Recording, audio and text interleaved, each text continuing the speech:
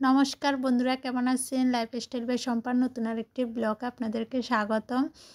এই যে আজকে রাত্রে খিচুড়ি রান্না করলাম।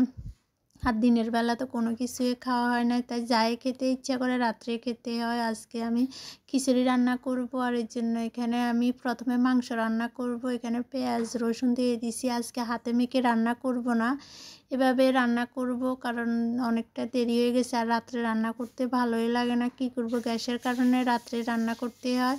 আর এখানে এই যে রসুন, পেঁয়াজ, তারপরে তেজপাতা, এলাচ, দারচিনি সব কিছু দিয়ে ভেজে এখন টমেটো দিয়ে দিব। এখন টমেটো দিয়ে হালকা একটু নেড়ে চেড়ে নিব।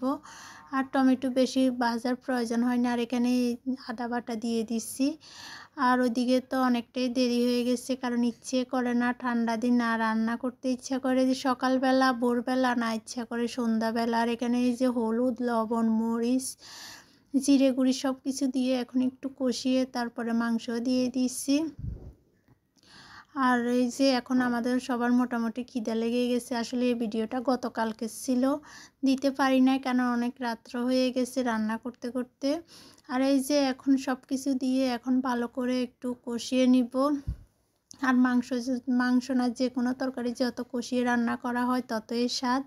আর এই যেভাবে আমি ঢাকা দিয়ে রাখছি, এখনও কিন্তু চুলার আঁচ অনেক কম, যার কারণে মাংসের গায়ে থেকে অনেক জল বের হয়ে গেছে। আর এদিকে আমি খিচুড়িটা বসাইতেছি না, কারণ চুলার আঁচ এতটাই কম, মানে এখন 9টার মতন বেজে গেছে, তারপরে চুলার আঁচটা অনেকটাই কম। আর এইভাবে আমি হাতে মেখে আজকে প্রথম খিচুড়ি রান্না করব। এভাবে কখনো হাতে মেখে রান্না করি নাই, অন্যভাবে রান্না করছি। আর এখানে আমি চাল আর মসুরির ডাল দিয়ে খিচুড়ি রান্না করব। আর এখানে হলুদ, লবণ আর কাঁচামরিচ দিয়ে সরিষার তেল দিয়ে ভালো করে হাতে মেখে নিয়েছি। আর কিছু পেঁয়াজ আর রসুনও দিয়ে দিচ্ছি। আর এই যে একটু হালকা ভাজা ভাজা করে এখানে জল দিয়ে দিচ্ছি। আর জল দিতে আমার ভীষণ ভয় লাগছে, কারণ চুলার আঁচটা এতটাই কম, হবে কি না এই টেনশানে ছিলাম।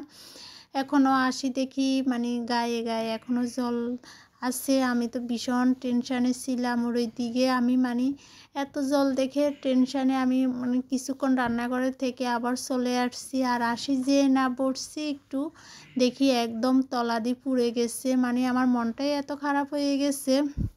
প্রথম টেনশানে ছিলাম খিচুড়িটা জলটা শুকায় কি না, আর ওইদিকে পরে বসতে না বসতে পোড়া লেগে গেছে। আর এই যে আমাদের রান্নাবান্না হয়ে গেছে।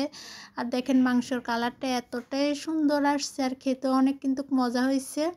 আর এই যে যাই হোক, মানে ভগবানের কৃপায় শেষ পর্যন্ত আমার খিচুড়িটা অনেক ভালো হয়েছে। মানে একদম বেশিও সিদ্ধ হয় নাই, আবার কমও সিদ্ধ হয় নাই। আর এই যে আজকে আমাদের রাত্রের খাওয়া দাওয়া